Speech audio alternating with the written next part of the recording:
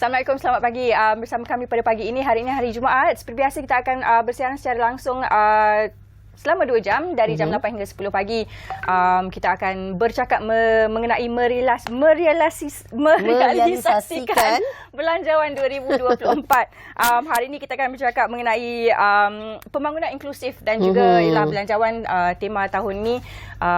Ramai yang mengatakan atau ramai yang memberikan komen belanjawan untuk tahun ini adalah belanjawan yang lebih merakyat. Jadi kita akan bersama tetamu jemputan kita di studio hari ini dan kita akan memperincikan satu persatu apakah antara insentif-insentif, bantuan-bantuan yang diberikan khususnya untuk membantu kos sara hidup rakyat dan sebagainya, Nurul. Dan hari ini kita akan memfokuskan pastinya mengenai memperkukuhkan pembangunan inklusif dan juga kesejahteraan rakyat seperti yang diberitahu oleh Pasha, dan juga daripada sektor pendidikan di kalangan belia. Ini kita nak kupaskan. Sebenarnya seperti kita ketahui ya, antara yang menerima peruntukan besar untuk belanjawan pada tahun ini, yang paling besar sekali adalah dalam sektor pendidikan. Dan sebenarnya tak sabar kita nak kupaskan sebentar lagi dan pastinya bersama dengan tetamu kita. Dan seperti biasa, sebelum kita bersama dengan tetamu kita, kita nak kongsikan dengan apa laporan-laporan berita pada hari ini yang kita nak kongsikan. Mungkin Pasha boleh mulakan. Betul. Yang pertama sekali, ini petikan daripada portal bernama.com.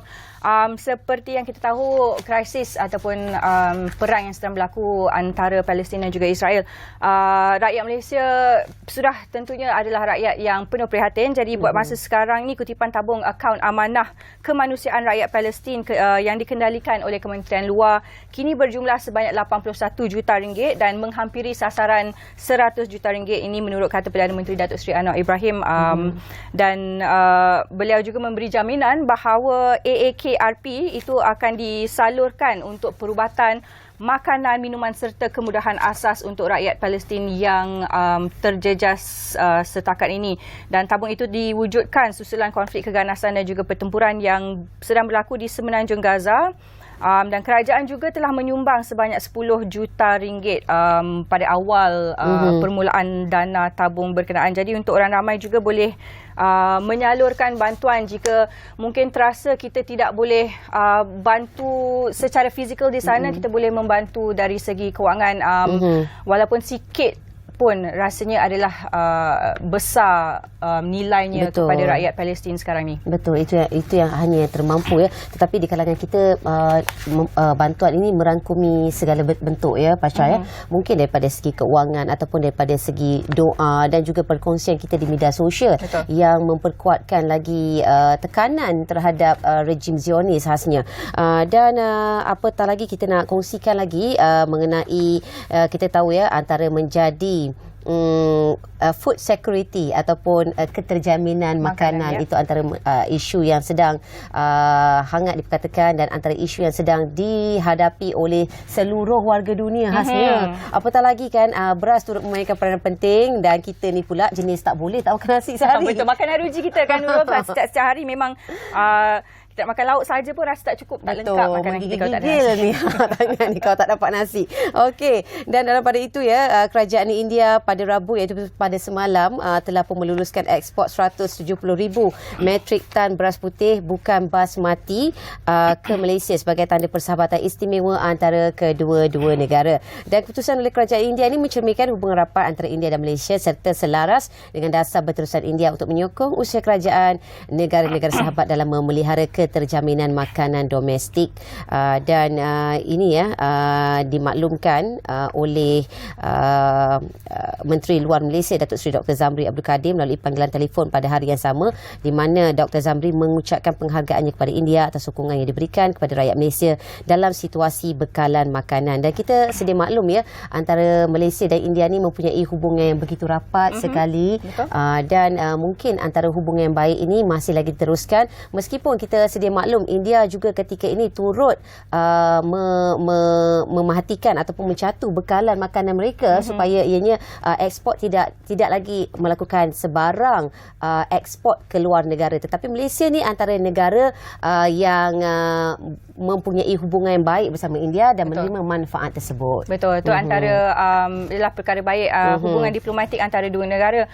Seterusnya semalam kami berkesempatan untuk bersama YB Steven Sim. Jadi dari lanjutan daripada itu beliau telah pun mengumumkan bantuan e-wallet sebanyak RM100 akan disalurkan mulai Disember ini. Jadi beliau berkata inisiatif itu bukan sahaja akan memberi impak kepada pengguna, kepada penerima, tapi juga sebenarnya adalah untuk merancangkan ekonomi tempatan, kerana bila kita dah dapat duit RM100 itu akan dibelanjakan kepada peniaga-peniaga kecil terutamanya, dan bantuan e-wallet RM100 ini juga merupakan inisiatif yang terbaru diumumkan oleh kerajaan bagi golongan B40 dan M40 khususnya berpendapatan RM100,000 ke bawah. Sementara itu YB juga semalam ketika di temu ramah bersama kami mengatakan sumbangan asas rahmah akan yang diumumkan akan memanfaatkan seramai 700,000 penerima yang ini akan menerima wang ringgit sebanyak RM100 sebulan selama tempoh 12 bulan. Ini adalah satu langkah yang bijak ya untuk mengelakkan kebocoran berlaku. Kadang-kadang kalau kita bagi duit tunai ni Pasha, habis kat situ je. Mereka pun tak tahu apa yang mereka belanjakan, dan setidaknya dengan mereka bagi penerima yang layak menerima sumbangan berjumlah RM100 sebulan untuk tempoh 12 tahun ini mungkin dapat membelanjakan dengan perkara-perkara yang bijak dan memenuhi keperluan asas kehidupan seharian. Tapi antara yang disebutkan oleh YB juga mungkin kita kena beri sedikit orang kata kepercayaan lah kepada rakyat untuk menggunakan RM100 itu dengan orang kata cara yang paling baik lah, sama ada nak beli makanan ke ataupun mungkin nak belikan pakaian mainan untuk anak-anak dan sebagainya. Okey. Seperti biasa, untuk mendapatkan berita yang lebih lanjut pastikan ke portal bernama.com. Semua berita yang diyakini ya. Itu yang pastinya, dan seperti biasa kita nak saksikan juga laporan cuaca pada hari ini.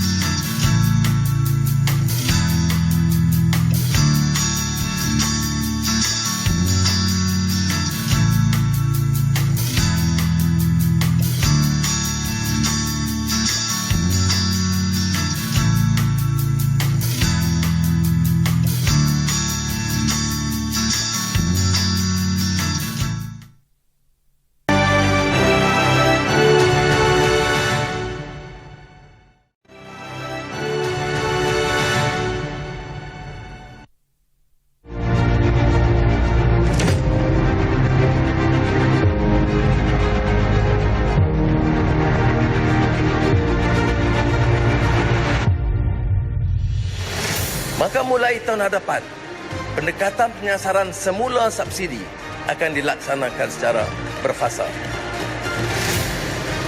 Jika benar kita dapat jimatkan belanja subsidi, maka saya jamin insya-Allah kita akan tambah peruntukan bantuan tunai kepada rakyat.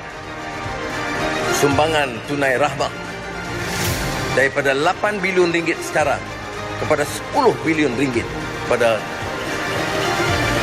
hampir 9 juta penduduk. Soal subsidi telur dan ayam yang dulu diperkenalkan hanya semasa musim perayaan, tapi sekarang berterusan. Berapa jumlah tanggungan kerajaan sejak itu?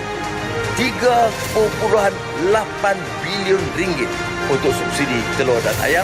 Ini termasuk kepada golongan kaya dan 3.5 juta orang asing.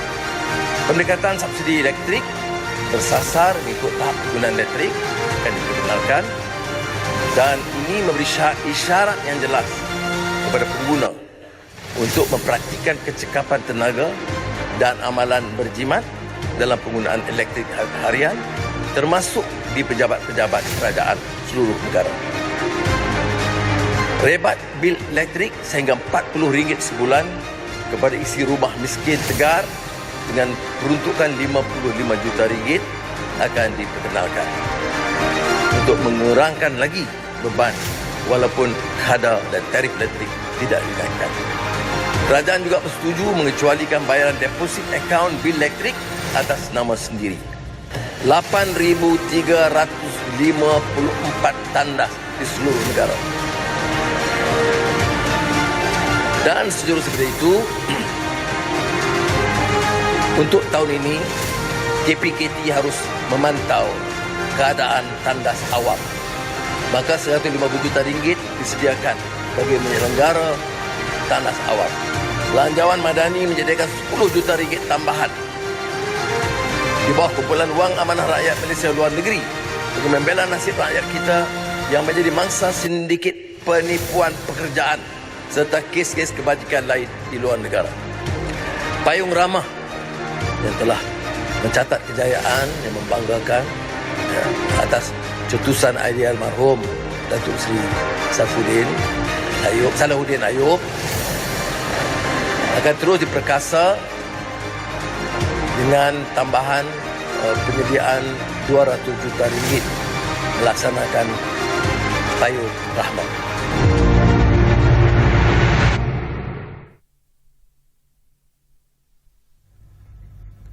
Okey, itu tadi antara demikian ya intipati Belanjawan 2024 dapat kita sifatkan Belanjawan 2024 belanjawan untuk memperkasakan ekonomi dan juga belanjawan untuk pembangunan rakyat. Kalau kita dapat dengar tadi apa yang dinyatakan oleh Perdana Menteri ya, antara intipati-intipatinya adalah belanjawan yang begitu sangat fleksibel sekali dengan apa keperluan kita ketika ini dan tidak berlebih-lebih dan tidak menjanjikan sesuatu bulan dan bintang dan kadang-kadang kan kalau orang tengok belanjawan seperti ini akan diumumkan apabila nak menjelang pilihan raya ke kan. Tetapi inilah hakikatnya yang manfaat yang akan diterima oleh rakyat Malaysia dalam Belanjawan 2024 dan hari ini kita nak memperkatakan satu topik yang begitu menarik pastinya untuk memperkukuhkan pembangunan inklusif dan juga kesejahteraan rakyat. Dan bersama kami di studio ketika ini adalah di sebelah saya Profesor Madya Dr. Muhammad Roslan Rosnun merupakan Ketua Jabatan Sains Kemasyarakatan dan Pembangunan Fakulti Ekologi Manusia daripada Universiti Putra Malaysia dan juga di hujung sana Encik Imran Yassin merupakan pengarah dan juga Ketua Penyelidikan MIDF Amanah Investment Bank Berhad. Terima kasih atas keluangan masa yang diberikan bersama kami dalam Apa Khabar Malaysia dan kita yakin ya untuk dapat mengupaskan dengan lebih mendalam lagi daripada sudut pandang yang berbeza terhadap isu untuk memperkukuhkan pembangunan inklusif dan juga kesejahteraan rakyat pastinya. Dan mungkin saya boleh mulakan dengan Prof Madya ya, Dr. Roslan.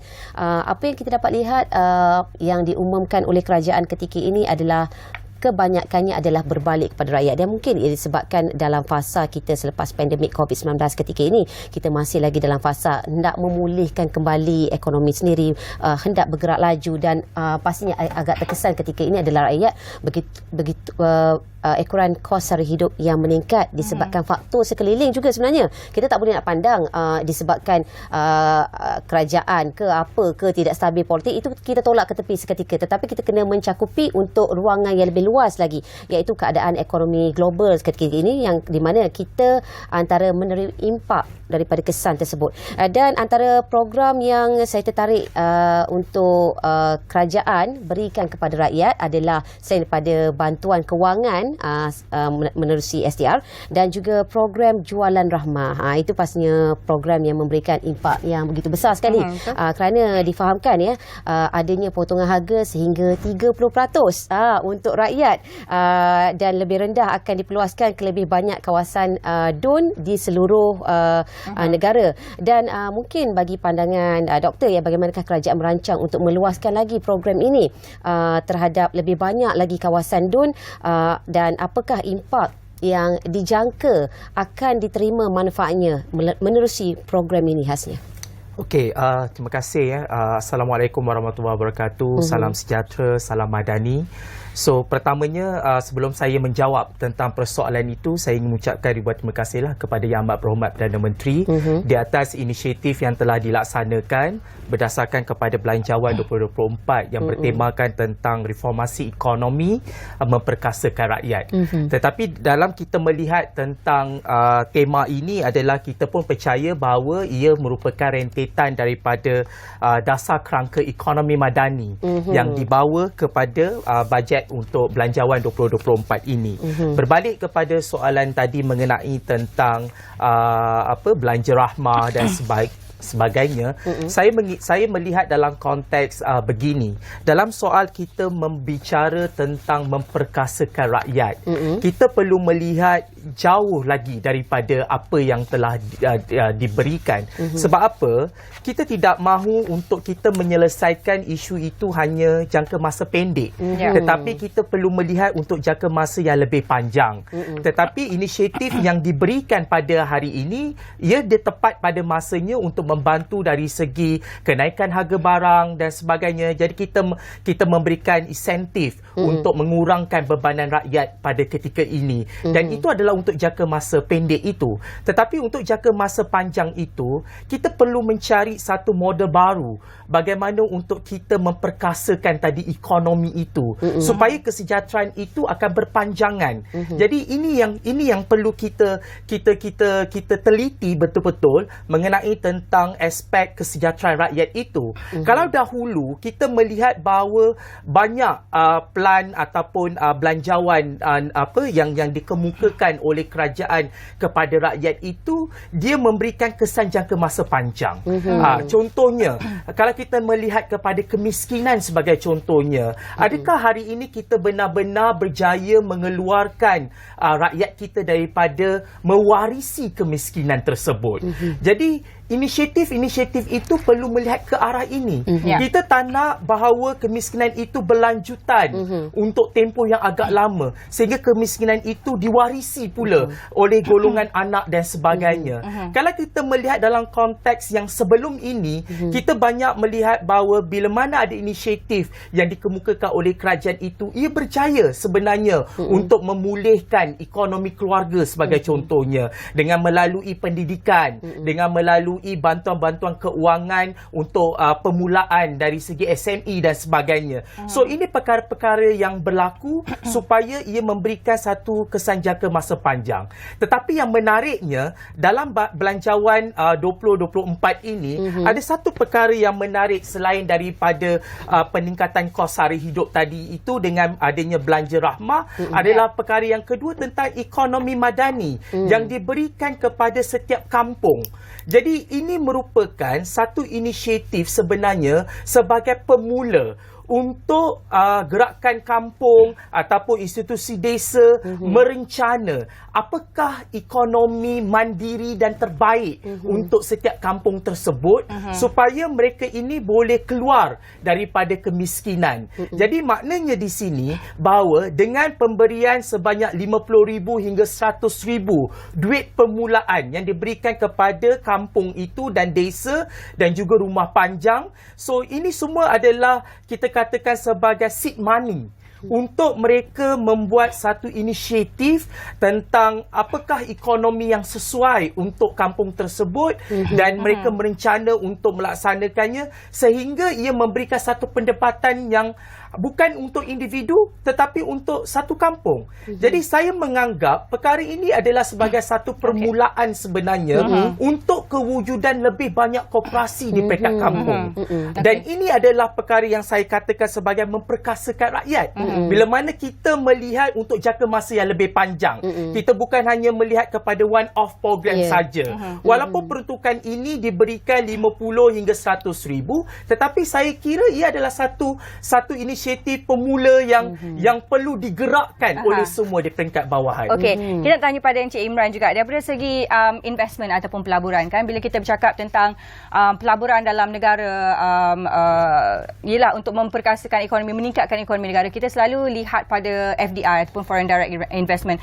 Namun untuk kita stimulate ekonomi, yang paling penting adalah pelaburan domestik atau pelaburan dalam negara itu sendiri. Kalau kita lihat pada belanjawan pada tahun ini, banyak insentif-insentif yang diberikan terutamanya untuk PMKS dan sebagainya. And this is really important untuk kita menggalakkan people to spend in the country. Kita dapatkan pandangan daripada Encik Imran sendiri.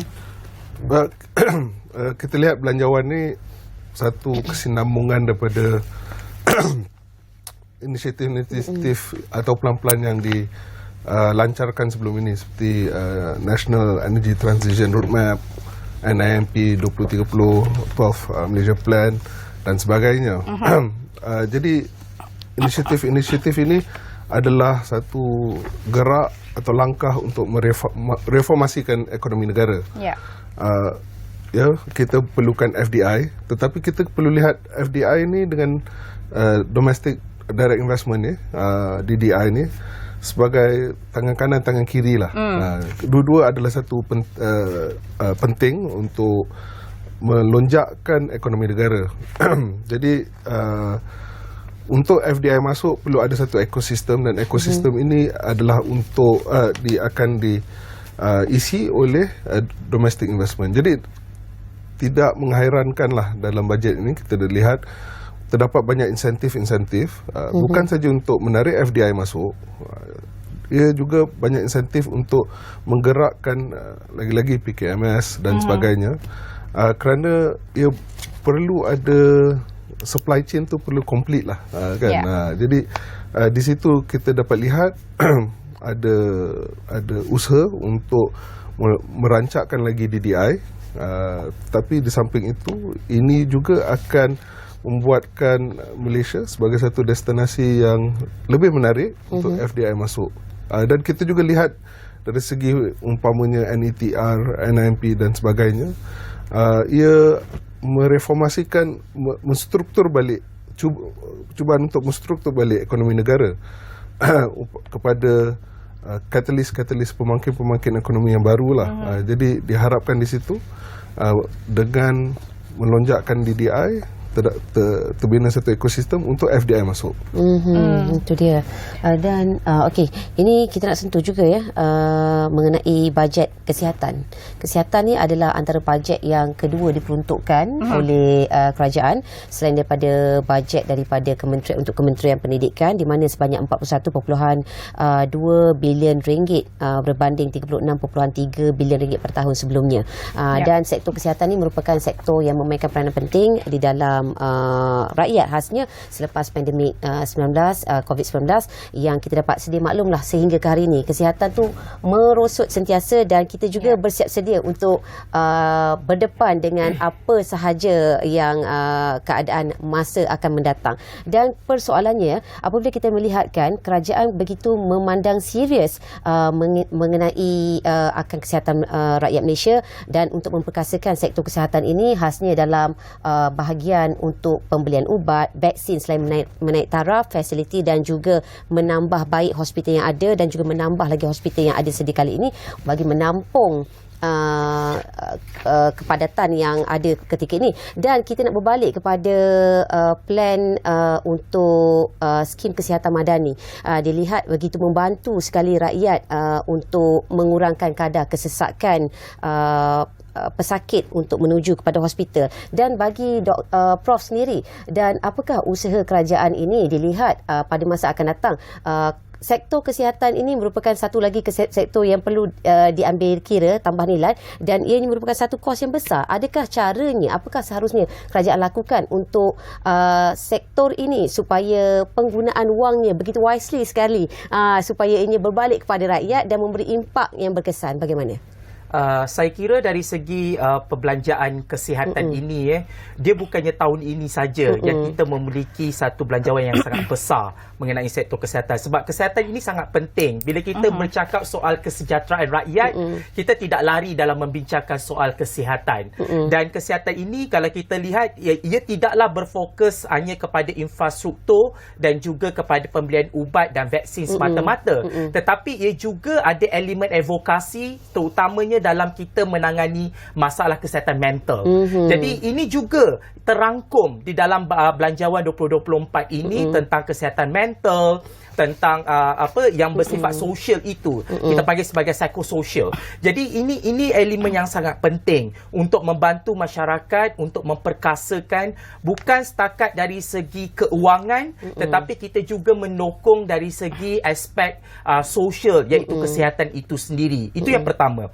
Yang keduanya, dalam memberikan kita melihat bagaimana investment yang dilakukan oleh kerajaan terhadap kesihatan ini sehingga mengurangkan kadar bayaran di hospital dan sebagainya, dan itu konsisten. Kita tidak pernah adanya peningkatan kadar bayaran di hospital kepada masyarakat kita. Dan kita nampak sehingga ke hari ini, walaupun kalau kita bandingkan dengan negara-negara maju, mereka tidak lagi menggunakan sistem percuma di hospital, malah ubat kena beli di farmasi dan sebagainya. Malah mereka ke arah kepada sistem kesihatan ini, mereka perlu kepada kita panggil sebagai insurans yang diwajibkan kepada rakyat untuk mereka melaksana dalam konteks kesihatan. Tetapi ini tidak berlaku di Malaysia ini. Insurans itu masih lagi pilihan, bukan satu perkara yang wajib untuk dilakukan. Tetapi untuk jangka masa panjang, kalau kita nak mengurangkan subsidi sebagai contohnya, ini perkara yang boleh dilihat. Sama ada peruntukan kesihatan itu perlu orang kata diimbangi dengan keperluan semasa itu supaya ia tidak didokong oleh sepenuhnya oleh kerajaan. Tetapi dalam keadaan hari ini, kita masih belum bersedia untuk ke arah itu dengan peningkatan kos sara hidup, dengan peningkatan kos barang di luar dan juga kita tidak boleh tarik semuanya di dalam subsidi itu. Kita perlu juga memberi dalam sesuatu perkara. So kita memberi juga dalam sektor kesihatan itu, dan ini berlaku hari ini, dan ini perlu diteruskan lagi sehingga kita benar-benar bersedia untuk kita memberikan independen kepada masyarakat. Mungkin kita dah boleh mula kecil-kecil dulu kan. Kalau sekarang ni kalau pergi hospital bayar RM1 je. Betul. Mungkin lepas ni dah mungkin lah kita dah boleh perbaiki balik. Mungkin selepas ini ada kadar kenaikan yang bersesuaian kan. Ini bukan apa untuk kesejahteraan rakyat juga dan kembali kepada ekonomi negara. Betul. Jadi kalau kita lihat pada belanjawan diumumkan peruntukan untuk KKM tu sendiri 41.2 bilion ringgit. Ini satu peruntukan yang sangat besar. Rasanya Malaysia antara salah satu negara yang memberikan sistem kesihatan atau perkhidmatan kesihatan secara percuma, and it is something yang rakyat betul-betul perlukan dan manfaatkan. Tapi selain daripada itu, Malaysia juga merupakan satu negara yang memberi subsidi paling banyak. Kalau kita lihat pengumuman yang baru-baru ni sebanyak 58.1 bilion, dan jumlah itu adalah sebenarnya more than 50% digunakan untuk mengawal harga barang. Dari perspektif ekonomi, pastinya pemberian subsidi yang berpanjangan itu adalah tidak mampan. It's not sustainable for the country to continue giving subsidies. And macam yang Prof katakan, at the end of the day, kita nak rakyat itu diperkasakan, you know, and when the rakyat is powerful, that's when the country can move forward. Kita nak tengok daripada segi ekonomi, macam mana negara boleh move forward, bagaimana kita boleh ke hadapan pada masa yang sama mengurangkan kebergantungan kepada subsidi-subsidi untuk rakyat. Cik Imran. Okay, kita tentang subsidi ni kita kena lihatlah kenapa ia perlu dirasionalisasikan. Itu yang pertama lah. Ia perlu dirasionalisasikan kerana ia membuatkan ekonomi kita tak efisien lah. Jadi akan ada shortages kerana semua, especially subsidi yang tak bersasar. Jadi golongan T20, golongan M40 yang mampu mungkin masih lagi enjoy subsidi-subsidi ini, dan ini akan createkan satu shortages lah dalam ekonomi. Jadi di situ kita perlu ada satu rasionalisasi subsidi. Yang nombor duanya, ini kerana banyak perbelanjaan yang dibelanjakan untuk subsidi boleh dibelanjakan kepada benda-benda lain lah, seperti pembangunan, kita cakap pasal sekolah, kita cakap pasal healthcare dan sebagainya kan.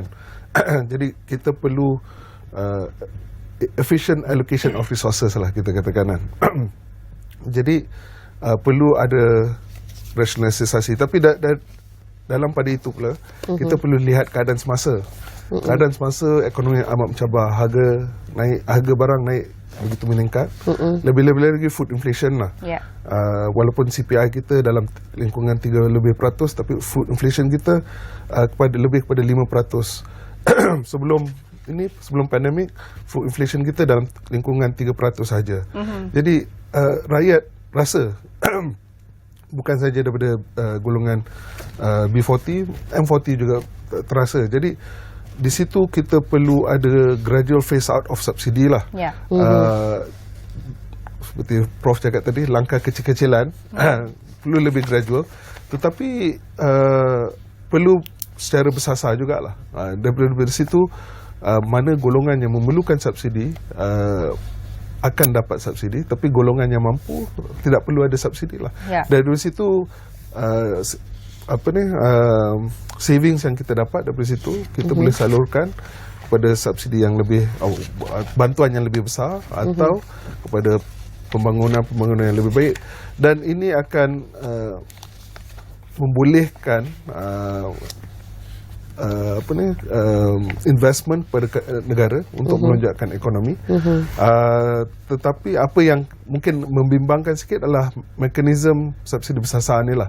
Kita cuma nak perlu tahu bagaimana ia perlu antara benda-benda yang kita lihat mungkin menggunakan sistem padu dan sebagainya, tapi kita perlu ada penjelasan yang lebih lah dari situ. Jadi adakah dilihat belanjawan 2024 ini merupakan mungkin langkah pertama ataupun baby steps towards mengurangkan jumlah subsidi supaya rakyat itu diperkasakan, dan seperti yang Cik Imran katakan, peruntukan subsidi itu boleh disalurkan ke tempat-tempat yang sepatutnya. Macam mana, Prof? Ya, betul. Sebab itu kalau kita lihat dalam belanjawan 2024 ini memang kita ada pengurangan subsidi berbanding dengan belanjawan sebelum ini. Dan kita macam tadi Cik Imran sebut tentang soal tentang bersasar itu. Apakah mekanismenya? Yang itu yang menjadi kekhawatiran kita sebenarnya. Dalam bajet belanjawan 2024 juga memberikan peruntukan yang sangat besar tentang kawalan harga barang. Tetapi dari segi pengawalan itu, mekanisme pengawalan itu kita masih lemah. Jadi pemantauan itu yang paling penting untuk dilaksanakan. Sebab itu saya sering menyebut bahawa bila mana Perdana Menteri kita membentangkan bajet ini, ia perlu digerakkan sebenarnya di peringkat kementerian, di peringkat agensi. Mereka perlu menyambutnya dan mereka perlu orang kata proaktif di dalam melaksanakan tentang perkara-perkara ini supaya apa yang dihasratkan itu akan tercapai. Kalau tidak, ia sekadar janji-janji yang hanya berawangan saja, kan? Dia tidak dapat dilaksanakan. Ini yang menjadi kekhawatiran sebenarnya. Adakah apa yang dibentangkan itu boleh dilaksanakan ataupun tidak? Kalau kita melihat sebagai contoh tentang bajet pembangunan wilayah Sabah dan Sarawak juga, kan?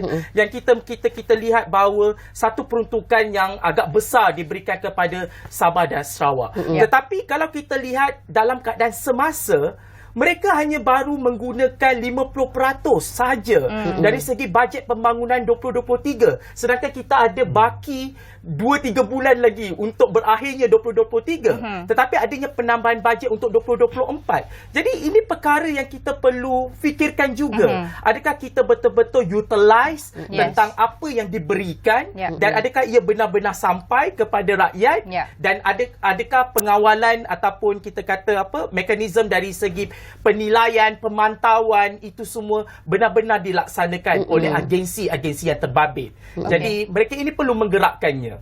Jadi tak guna kalau kita ada peruntukan yang besar, tapi at the end of the day kalau peruntukan itu tidak digunakan sepenuhnya. Dan itu akan mengakibatkan pada bajet akan datang peruntukan akan bertambah dan demikianlah yang akan berlaku. Itu yang kita nak elakkan sebenarnya. Dan apa pun kita akan berhenti rehat seketika, dan selepas ini mungkin kita boleh kongsi sedikit mengenai bajet peruntukan mengenai Sabah dan Sarawak nanti, kan.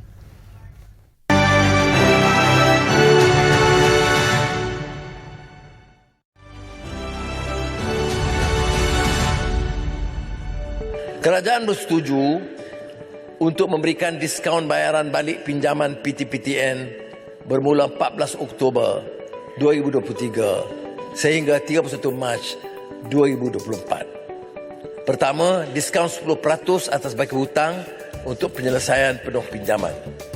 Diskaun 10% untuk bayaran sekurang-kurangnya 50% daripada baki hutang dalam sekali bayaran. Diskaun 15% untuk bayaran secara potongan gaji atau debit terus berjadual. Kerajaan akan menimbangkan supaya diapungkan berdasarkan harga yang lebih rendah daripada harga apungan kerajaan. Dan ini akan diumumkan dalam sedikit masa oleh Kementerian Pertanian setelah berunding dengan pengeluar dan memastikan tidak ada kenaikan yang tidak munasabah oleh syarikat dan peniaga.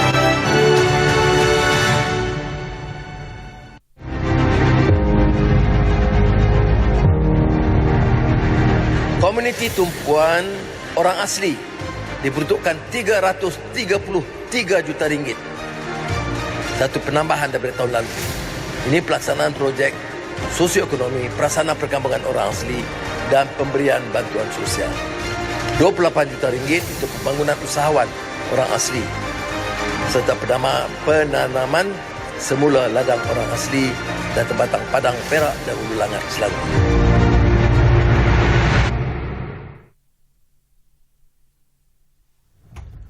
Okey, masih lagi bersama kami. Kita nak bercakap mengenai pembangunan inklusif ya. Bila kita bercakap tentang belanjawan 2024, pastinya peruntukan-peruntukan yang diberikan untuk rakyat perlulah secara holistik ataupun keseluruhan, yang bermaksud semua rakyat perlu mendapat manfaat daripada belanjawan, dan tiada golongan rakyat mana-mana pun yang tercicir daripada belanjawan. Jadi kita nak fokus sedikit kepada komuniti ataupun masyarakat orang asli. Kalau kita lihat seperti klip tadi tu, Perdana Menteri telah pun mengumumkan peruntukan sebanyak 333 juta untuk masyarakat orang asli berbanding hanya 305 juta pada tahun lepas. Jadi pastinya ini menunjukkan kesungguhan kerajaan pertama sekali untuk menaikkan taraf ekonomi dan juga kualiti hidup untuk komuniti dan juga masyarakat orang asli itu sendiri. Yang pertama sekali, bagaimana, macam tadi kita dah cakap kita dah ada peruntukan tapi tak guna kalau peruntukan itu tak dimanfaatkan sepenuhnya. Bagaimana 333 juta ringgit ini boleh digunakan untuk memanfaatkan masyarakat orang asli, Prof? Okey, pertamanya kita lihat dari segi peruntukan yang diberikan ini kepada masyarakat orang asli ini memang setiap saban tahun akan meningkat. Saya tak nampak lagi dia turun. Dia memang akan meningkat setiap tahun. Masyarakat orang asli tak ramai. Dia hanya dalam lingkungan 200,000 orang saja dekat semenanjung Malaysia ini, dan diberikan peruntukan sebanyak 333 juta untuk melaksanakan dari segi pembangunan infrastruktur, dari segi modal insannya, dan ini dari segi pengukuran tanah, walaupun ia kecil yang diberikan untuk tahun ini, tetapi ada sebagainya diperuntukkan untuk pengukuran tanah, sebab itu yang paling penting untuk masyarakat orang asli ini, iaitu soal tanah.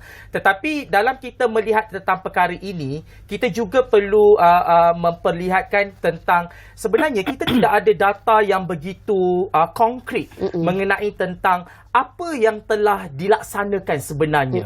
Dalam tempoh kita dah merdeka lebih 60 tahun lebih ini, dan memang kita nampak adanya perubahan terhadap masyarakat orang asli dari segi sosioekonominya, dari segi modal insannya. Tetapi kalau kita melihat saban tahun tetap diberikan peruntukan dari segi pembangunan.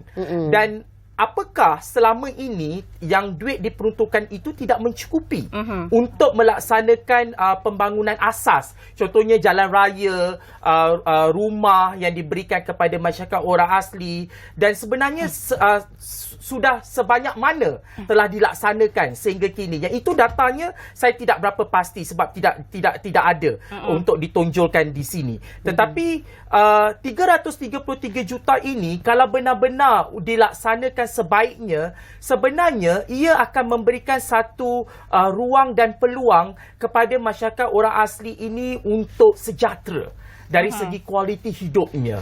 Sebab apa? Kalau kita lihat dalam belanjawan 2024 ini, dia bukan sekadar melihat dalam konteks ekonomi moden, iaitu dari segi keusahawanan, kita panggil arus perdana.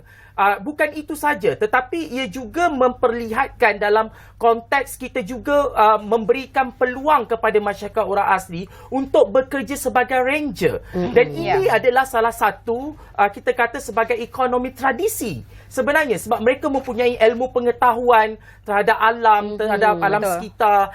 Indigenous knowledge itu sangat tinggi kepada masyarakat orang asli, dan ia juga diberikan ruang untuk mereka ini terlibat dalam ruang pekerjaan sebagai ranger itu. Mengikut data yang saya ada, sehingga 2021 kita telah memberikan latihan sebagai ranger itu seramai 400 orang pada sehingga 2021. Tetapi hari ini diteruskan lagi, dan sebenarnya ramailah maknanya masyarakat orang asli terlibat sama sebagai ranger itu sebagai peluang ekonomi.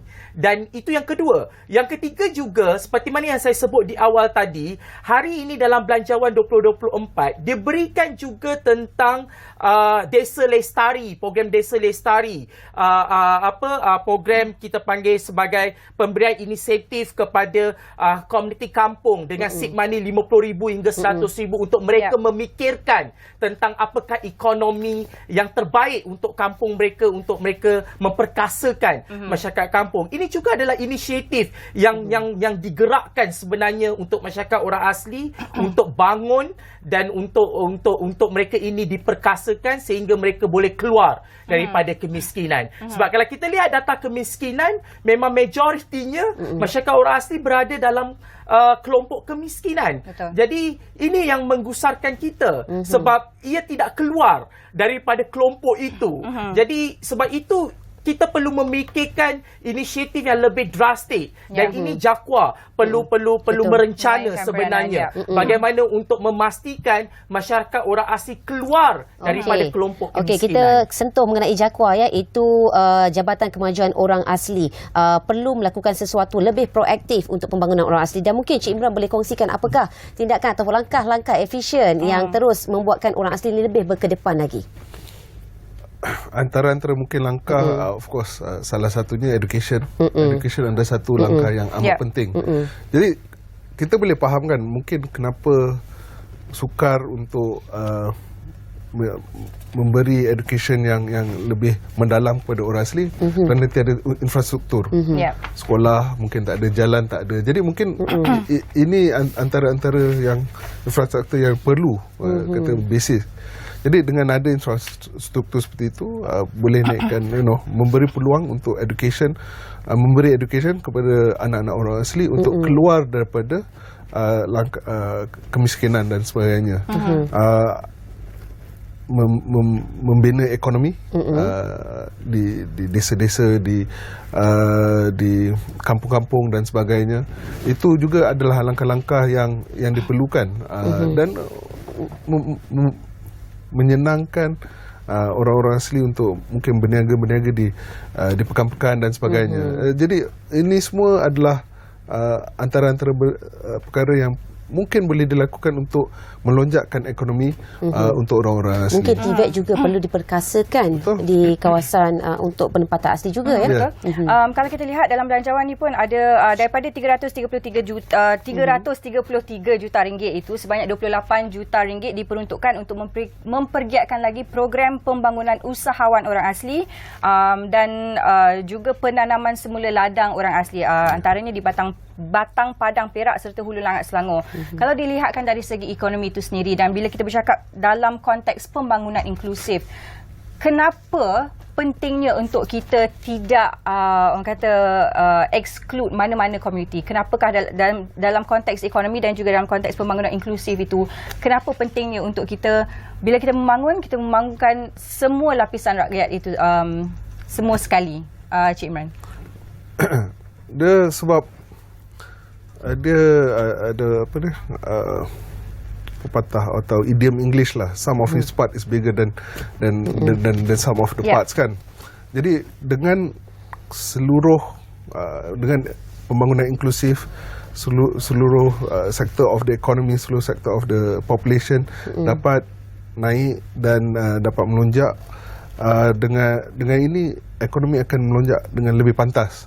Dan kita kena lihat kenapa ini perlu berlaku, kerana kalau lihat naratif ekonomi Madani, dia menjangkakan ekonomi negara perlu naik sebanyak 6% setiap tahun. 6% ni agak bukan kata suka, tapi kalau Malaysia naik 6% tu adalah satu peningkatan yang amat baik lah. Selalunya ekonomi negara naik dalam lingkungan 4 hingga 5%. Jadi untuk merealisasikan sasaran ini, perlu semua sektor, semua section of the population perlu dapat merasakan limpahan-limpahan daripada pembangunan ekonomi. Ia juga kepada soal sosial jugalah. Jadi kalau ada section yang tertinggal, di sini boleh berlaku ketidakpuashatian dan sebagainya. Jadi masalah sosial akan merebak, dan akan mungkin sedikit pemulanya, tapi dia boleh merebak kalau tidak dilihat. Betul, Jadi kalau kita tengok banyak ekonomi negara-negara lain, dia akan cuba membawa seluruh section population dia untuk naik.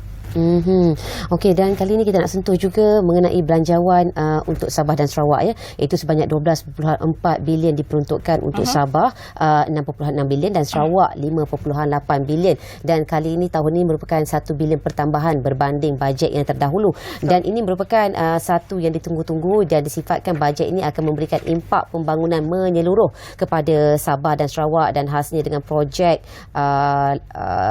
highway Pen Borneo masih lagi diteruskan, dan ini dilihat akan memacu ekonomi Sabah dan Sarawak. Dan mungkin kita nak tahu juga, Prof, ya, Sabah dan Sarawak ketika ini mungkin kita boleh melihatkan ianya merupakan satu sudut pandang ekonomi baru untuk negara selain daripada Semenanjung, apabila tak lagi di Kalimantan, ya, akan menjadi Jakarta 2, dan mungkin impaknya turut dapat diterima manfaatnya di Sabah dan Sarawak dengan pembangunan yang lestari. Dan mungkin Prof boleh komen mengenainya. Ya, itu secara idealnya kita mengharapkan adanya limpahan daripada Kalimantan itu kepada Sarawak dan Sabah sebagai sektor ekonomi yang sangat baik untuk wilayah di seberang sini. Tetapi kalau kita melihat dari segi peruntukan yang diberikan saban tahun kepada Sabah dan Sarawak, walaupun ia tidaklah orang kata satu dari segi kesaksaman itu tidak begitu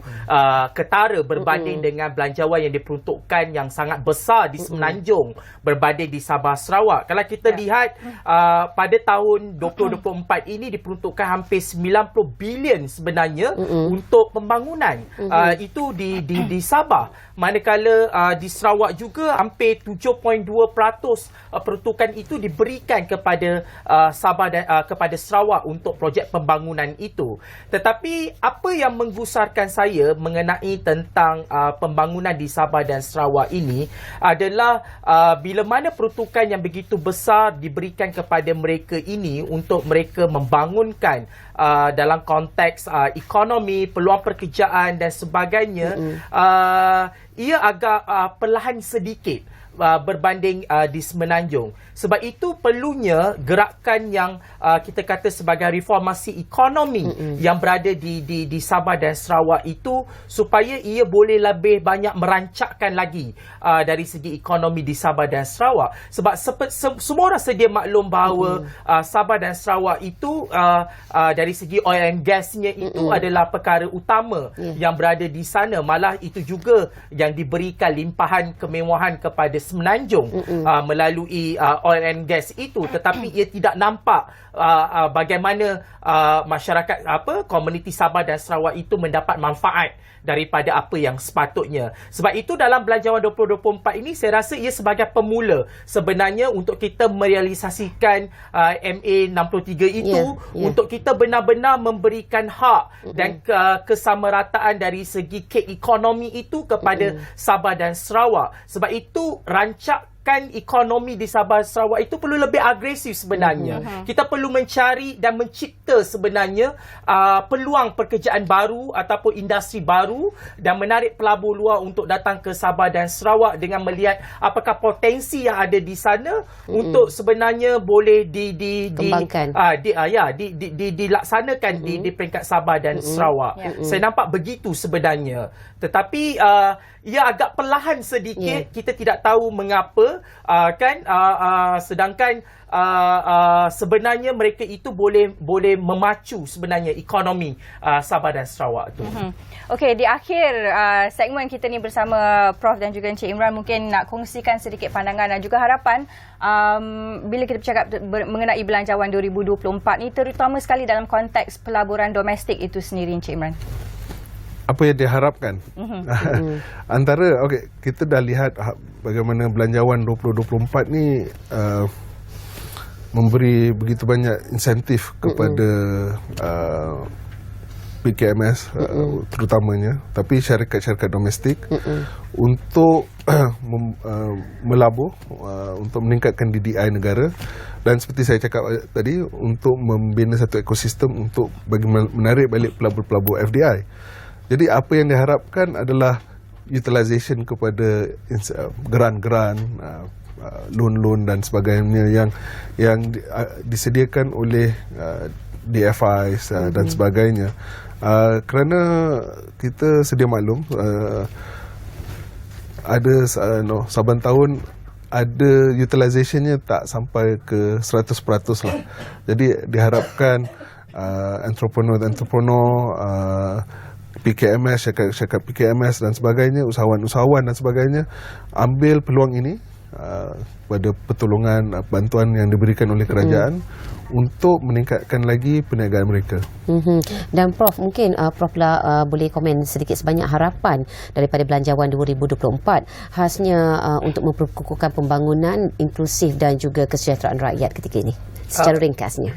Ringkasnya adalah kerajaan telah memberi apa yang sepatutnya mereka beri kepada rakyat. Sekarang tiba masanya untuk rakyat dan stakeholder itu menggerakkan apa yang telah diberikan supaya ia dapat merealisasikan apa yang diharapkan. Okey, itulah. Itu key point yang utama sebenarnya. Peruntukan telah diberikan, yang paling penting adalah menggunakannya sehabis baik.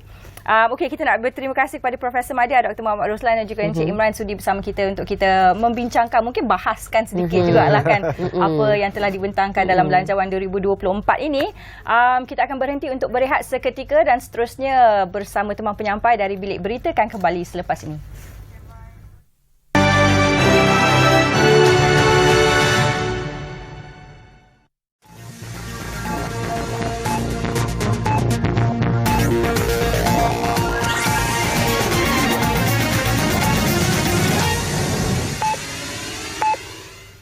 Assalamualaikum, salam Malaysia Madani. Saya Helena Pahlavi dan dari Bilik Berita dimulakan dengan perkembangan terkini mengenai Gaza. Tanpa iksan dan berperi kemanusiaan, rejim Zionis melancarkan serangan udara ke Deir al-Balah semenanjung Gaza yang mengenai sebuah bangunan kediaman dan membunuh 10 orang rakyat Palestin termasuk kanak-kanak. Pegawai Kesihatan Hospital Al-Aqsa Markaz berkata serangan itu juga menyebabkan 35 orang cedera parah. Hari ini memasuki hari ke-13, rejim Zionis melancarkan serangan ke atas Gaza sebagai pembalasan terhadap pejuang Hamas sejak 7 Oktober lalu. Serangan udara secara meluas oleh rejim itu di seluruh Gaza pula telah membunuh sekurang-kurangnya 3,478 orang. Amerika Syarikat menggunakan kuasa veto untuk menolak resolusi Pertubuhan Bangsa-Bangsa Bersatu PBB untuk pemberhentian kemanusiaan berhubung serangan Israel Palestin. Duta Amerika Syarikat ke PBB Linda Thomas Greenfield mendakwa resolusi Majlis Keselamatan PBB UNSC tidak mengiktiraf hak Israel untuk mempertahankan dirinya. The United States is disappointed this resolution made no mention of Israel's rights of self-defense. Sejumlah 12 daripada 15 anggota UNSC mengundi menyokong resolusi diketengahkan Brazil, manakala Rusia dan United Kingdom berpendirian berkecuali. Hanya Amerika Syarikat sahaja yang menolak resolusi itu, tetapi sebagai salah satu daripada 5 negara anggota tetap UNSC, undiannya itu boleh juga diterima sebagai veto. Tindakan itu dilakukan ketika Presiden Amerika Syarikat Joe Biden sedang melawat Tel Aviv bagi menunjukkan solidariti serta sokongan teguh negara itu. PBB dan Badan Kemanusiaan memberi amaran bahawa melengahkan lagi bantuan ke wilayah yang bergolak itu akan menyebabkan malapetaka besar krisis kemanusiaan. Duta Palestin ke PBB Riyad Mansour dalam ucapan kepada UNSC memberi amaran bahawa membunuh lebih ramai penduduk Palestin tidak akan menjadikan Israel selamat. UNSC dalam resolusinya dengan tegas mengutuk semua bentuk serangan dan kekejaman terhadap orang awam serta sebarang keganasan. Perdana Menteri Datuk Seri Anwar Ibrahim tiba di Riyadh bagi menghadiri sidang kemuncak pertama ASEAN Majlis Kerjasama Teluk GCC. Pesawat khas yang membawa Perdana Menteri mendarat di lapangan terbang antarabangsa Raja Khalid kira-kira 35 km di utara Riyadh pada 8.15 malam waktu tempatan. Ketibaan Anwar dan delegasi Malaysia disambut Menteri Luar Datuk Seri Dr. Zomri Abdul Kadir, Timbalan Ketua Setiausaha Hubungan Dua Hala Kementerian Luar Datuk Norman Mohamad dan Duta Malaysia ke Arab Saudi Datuk Wan Zaidi Wan Abdullah. Riyadh menjadi tuan rumah bagi sidang kemuncak pemimpin ASEAN GCC dan Perdana Menteri dijadual menyampaikan ucapan yang antaranya mengetengahkan konflik semasa Israel-Palestin. Pemerintah Brunei Darussalam Sultan Hassan Al-Bolkiah, Perdana Menteri Singapura Lee Hsien Loong dan Perdana Menteri Vietnam Pham Minh Chinh turut hadir sidang kemuncak itu. GCC adalah pakatan politik dan ekonomi yang dibentuk oleh Arab Saudi, Emiria Arab Bersatu, Bahrain, Oman, Qatar dan Kuwait. ASEAN dan GCC menjalin hubungan pada 1990 susulan hasrat blok negara-negara teluk itu mewujudkan hubungan rasmi dengan rantau Asia Tenggara. Sidang kemuncak itu dijangka membincangkan konflik Israel-Palestin dan mencari jalan menuktahkan penderitaan penduduk Gaza susulan tindakan ketenteraan terkini rejim Zionis. Perbincangan itu selaras dengan pendirian tegas Malaysia dan sokongan lantang Datuk Seri Anwar kepada Palestin berikutan peningkatan tindakan keras Israel terhadap rakyat Palestin termasuk serangan terkini serta pertempuran di semenanjung Gaza. Kementerian Pembangunan Usahawan dan Koperasi KUSKOP berharap dapat melatih seramai mungkin pengusaha perusahaan mikro, kecil dan sederhana PMKS ke arah pendigitalan pada tahun hadapan. Menteri Pembangunan Usahawan dan Koperasi Datuk Iwan Benedict berkata, latihan pendigitalan perniagaan akan dilakukan menerusi beberapa agensi di bawah kementerian itu. Memang komponen pendigitalan itu adalah antara fokus kementerian di mana sejumlah peruntukan juga disalurkan kepada kementerian kita untuk melatih usahawan ini memasukkan elemen pendigitalan. Contohnya pemasaran secara digital, pentadbiran perniagaan secara digital, contohnya dengan sistem kewangan, perekonomian yang lebih baik. Itu semua adalah sebahagian daripada kursus keusahawanan yang kita laksanakan di bawah kementerian.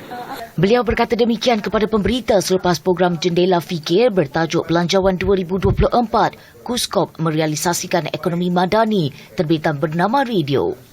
Datuk Iwan menjelaskan selepas dilatih, pengusaha PMKS ini akan dipantau oleh InScan dari aspek pengoperasian dan jualan bagi memastikan mereka benar-benar dapat mengadaptasikan pendigitalan dalam perniagaan.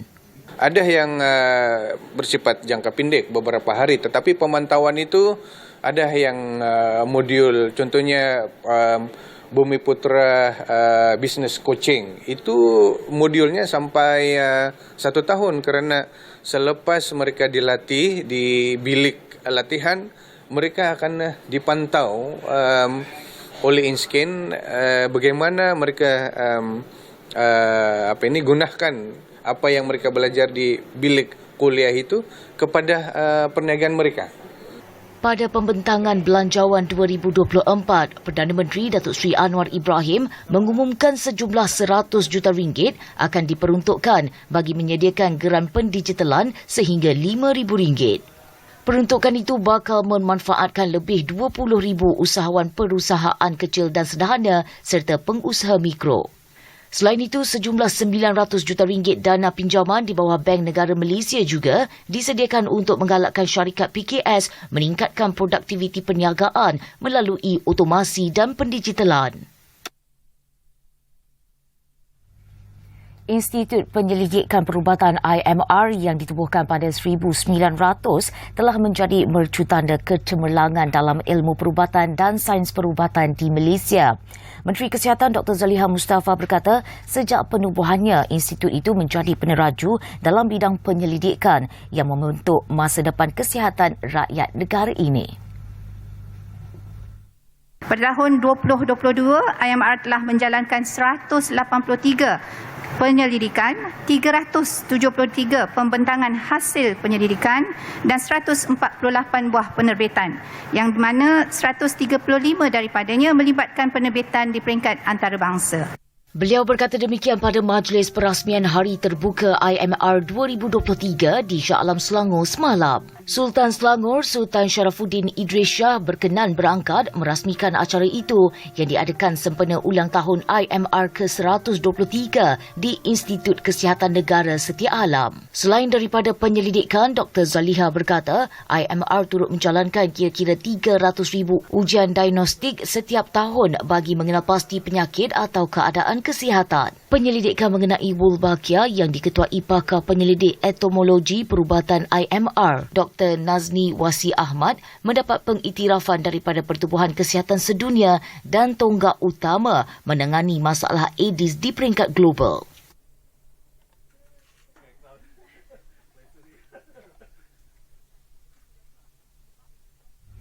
Sekian dari Bilik Berita Malaysia Madani, tekad perpaduan penuhi harapan. Salam hormat.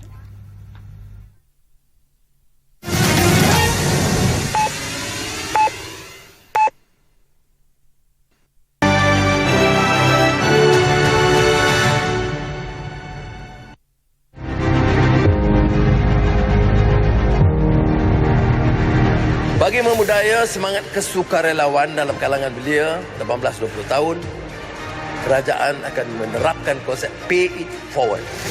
RM500 kepada golongan belia yang berjaya melakukan aktiviti kesukarelawanan dengan badan yang diiktiraf oleh kerajaan. Program Rakan Muda telah diberi nafas baru membentuk jati diri dan berkepribadian anak muda. Peruntukan ditambah kepada RM20 juta untuk Rakan Muda. Program Tunas Usahawan Belia Bumi Putera TUBE telah melahirkan 7,000 usahawan belia Bumi Putera dan hampir 14,000 peluang pekerjaan.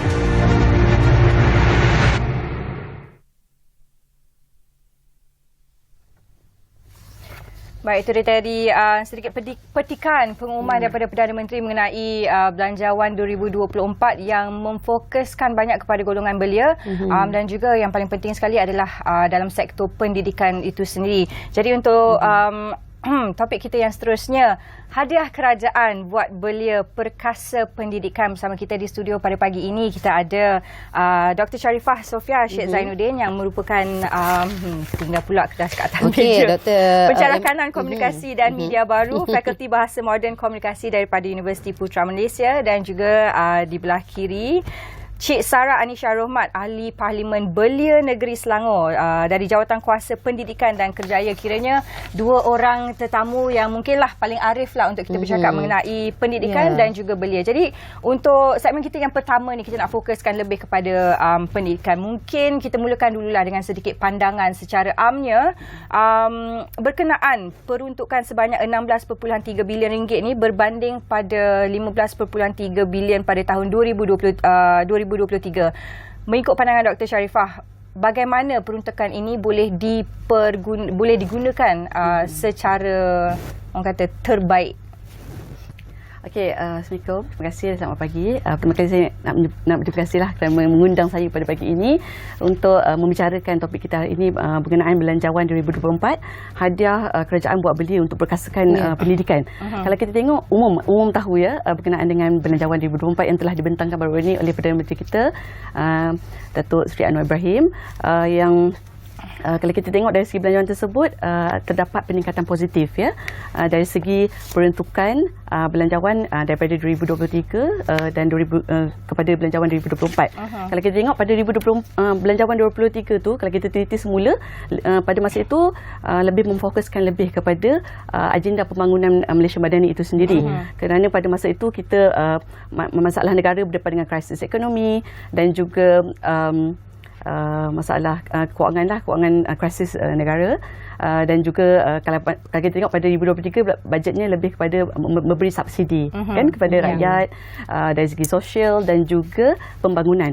Manakala kalau kita tengok belanjawan 2024 ini kerajaan lebih memfokuskan kepada memperkasakan ekonomi madani itu sendiri. Ya, dari segi kalau kita tengok memperkasakan ni agenda kerajaan dalam meningkatkan balik ya martabat negara ya standing ya di mana selain daripada itu memfokuskan kepada bantuan selain pada bantuan kalau kita tengok bajet yang 2024 ni lebih kepada pendidikan selain pada kesihatan kalau kita tengok dari segi bajet pendidikan ni di pihak pengajian tinggi sendiri contohnya di institusi pengajian tinggi kita merasakan berterima kasih kepada pihak kerajaan kerana kita tengok ini adalah usaha yang baik dari segi kerajaan sendiri yang menunjukkan kepada kerajaan menitik beratkan agenda pendidikan negara. Kalau kita tengok dari segi bajet ni lebih memfokuskan kepada pemerkasaan pendidikan pemerkasaan pendidikan lepas tu latihan dan juga vocational. Selain daripada itu fokus belanjawan itu pendidikan itu menghala kepada penyelidikan dan inovasi dan juga membaik pulih infrastruktur di universiti dan juga sekolah. Jadi kalau kita tengok di sini itu adalah usaha murnilah untuk belanjawan 2024 ni yang memfokuskan kepada institusi pengajian tinggi dan juga belia. Jadi kalau kita tengok di sini belia memang penting belia ni adalah aset pembangunan negara. Mereka akan menjadi modal insan. Jadi kalau kita tengok mereka ni perlu mendapat pendidikan yang sempurna dengan memberi peluang kepada mereka untuk menyambung pelajaran di institusi pengajian awam. Jadi kalau saya tengok usaha ini belanjawan kali ini yang memfokuskan kepada pendidikan ni adalah hadiah yang terbaik lah daripada kerajaan untuk memperkasakan agenda pendidikan negara. Dan itu yang saya sebenarnya tertarik dengan apa yang Puan Sharifah sentuh tadi, iaitu mengenai perhatian terhadap aliran pendidikan TVET Dan kita sedia maklum kerajaan telah pun memperuntukkan sebanyak 6.8 bilion untuk memperkasakan bidang pendidikan TVET ini. Dan selaku suara anak muda, pastinya kita nak tahu juga daripada suara Sarah sendiri mengenai pemerkasaan TVET ketika ini dilihatkan sebagai satu pendidikan yang dilihat bukan lagi kelas kedua. Kalau terdahulu kita lihat TVET ini merupakan satu kelas kedua, tapi kali ini kita nak memperkasakan TVET sehingga melahirkan sarjana yang berkualiti untuk membangunkan lagi di kawasan-kawasan sekitarnya. Pandangan Sarah bagaimana? Assalamualaikum dan selamat pagi. Terima kasih saya ucapkan kepada Bernama TV kerana sudi menjemput saya sebagai tetamu pada pagi ini. Jadi berbincang pasal peruntukan yang disediakan oleh pihak kerajaan. Saya rasa peruntukan ini yang diberikan oleh Datuk Seri Anwar Ibrahim adalah satu inisiatif untuk meningkatkan pembangunan belia di Malaysia. Dan ini menunjukkan bahawa Datuk Seri Anwar Ibrahim sangat menitik beratkan pendidikan untuk golongan belia di Malaysia. Dan kalau ikutkan pada tahun 2022, bajet yang diberikan untuk belia adalah sangat sikit, iaitu pada 1.2 bilion. Jadi itu menunjukkan peningkatan pada kerajaan Madani hari ini mampu untuk meningkatkan lagi pembangunan belia. Contohnya macam untuk tahun 2023 dah banyak dah program-program belia yang dilaksanakan, antaranya program makan muda, program Parlimen Belia Malaysia sendiri dan banyak lagi. Dan saya yakin peningkatan jumlah belanjawan untuk 2024 mampu untuk melaksanakan lagi pelbagai aktiviti untuk belia di Malaysia. Dan ini mampu untuk meningkatkan taraf hidup belia dan juga dapat mengurangkan bebanan belia dan mampu melahirkan lagi belia-belia untuk keperluan industri pada masa hadapan. Okey, kita tanya pada Dr. Sharifah, kalau kita lihat dalam belanjawan ni antara peruntukan adalah untuk macam doktor sebutkanlah lebih kepada penambahbaikan infrastruktur dan sebagainya, dan pastinya pihak universiti juga menerima baik peruntukan yang telah disediakan. Tapi selain daripada itu, peruntukan-peruntukan juga diberikan untuk menggalakkan lebih ramai lagi komuniti, khususnya golongan rentan, OKU, orang asli, ibu tunggal dan sebagainya dalam program pembelajaran sepanjang hayat. Dan ini diberikan penekanan ni kelangsungan daripada program TVET juga. Kita nak tanya pandangan daripada doktor sendiri, manfaat yang dapat didapati daripada program ataupun menggalakkan golongan-golongan ini untuk lebih lagi mendalami program-program sebegini untuk memastikan kita terus upskill dan tidak ketinggalan dalam arus terutamanya dalam arus pekerjaan itu sendiri. Okey, betul. Kalau kita lihat peruntukan besar diberikan kepada sektor pendidikan, kerana kalau kita tengok dari segi pendigitalisasi pembelajaran itu sendiri, kalau kita tengok memerlukan peruntukan yang besar. Kalau kita tengok sekarang ni pelajar memerlukan equipment, peralatan yang moden. Contohnya saya sendiri sebagai pensyarah komunikasi, pelajar memerlukan studio yang lengkap untuk pelajaran, tujuan pembelajaran dan pelajaran semasa amali di peringkat universiti itu sendiri. Kalau kita tengok pemerkasaan dari segi infrastruktur ni memberi banyak ruang sebab kalau kita tengok di UPM sendiri kita pun ada pelajar macam OKU jadi peruntukan khas ni perlu untuk menjadikan infrastruktur yang selesa kepada pelajar OKU tersebut Selain daripada itu, kalau kita tengok pembelanjaan dari segi penyelidikan dan inovasi itu ada antara yang fokus utama universiti lah, institusi pendidikan tinggi, di mana kita banyak membuat penyelidikan kita memerlukan grant, dana untuk grant. Jadi dengan adanya peruntukan yang besar memberi peluang kepada penyelidik untuk meneruskan membuat penyelidikan dalam bidang kepakaran masing-masing. Selain daripada itu, kalau kita tengok dari segi teknikal juga, amali penting sebab benda yang melibatkan amali ini memerlukan peralatan yang bersesuaian. Jadi kalau kita tengok seiringan dengan perubahan semasa yang di mana kita pendigitalisasi ekonomi pendidikan, jadi kita memerlukan banyak equipment. Jadi duit yang peruntukan yang diberikan itu amat membantu terutamanya di pihak institusi pengajian tinggi. Okey, kalau kita lihat juga dalam belanjawan tahun ni Nurul, antara pengumuman-pengumuman yang mungkin adalah berita baik untuk pelajar-pelajar mahasiswa terutamanya adalah yang pertama, had maksima yuran pendaftaran. Jadi ini pastinya membantu ramai pelajar-pelajar untuk melanjutkan pelajaran ke universiti dan sebagainya. Selain daripada itu, kita ada bantuan-bantuan seperti diskaun pembayaran balik PTPTN. Saya nak tanyalah sebagai wakil daripada Suara Belia.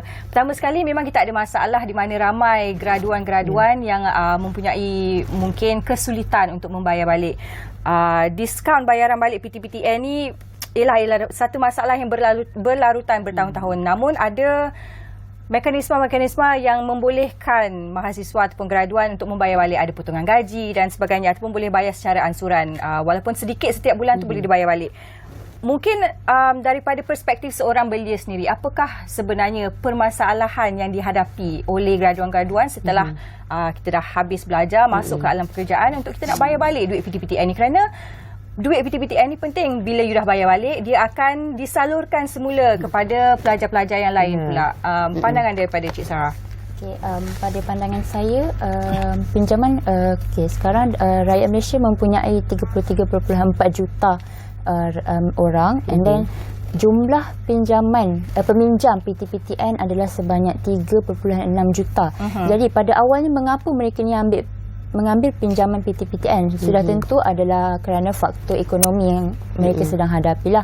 Jadi mungkin disebabkan mereka ada culas sedikit untuk membayar balik pinjaman PTPTN tu adalah mungkin disebabkan faktor ekonomi yang mungkin kos sara hidup yang mereka terpaksa tanggung, satu tanggungjawab yang besar untuk menanggung keluarga, dan mungkin juga ketidakseimbangan mereka dalam bidang yang mereka ceburi. Contohnya macam untuk mendapatkan satu pekerjaan tu tidak layak dengan apa yang mereka ada. Jadi mereka terpaksa menganggur dan mempunyai masalah untuk membayar pinjaman PTPTN tersebut. Tapi saya yakin ada banyak lagi inisiatif yang boleh diambil oleh individu yang meminjam.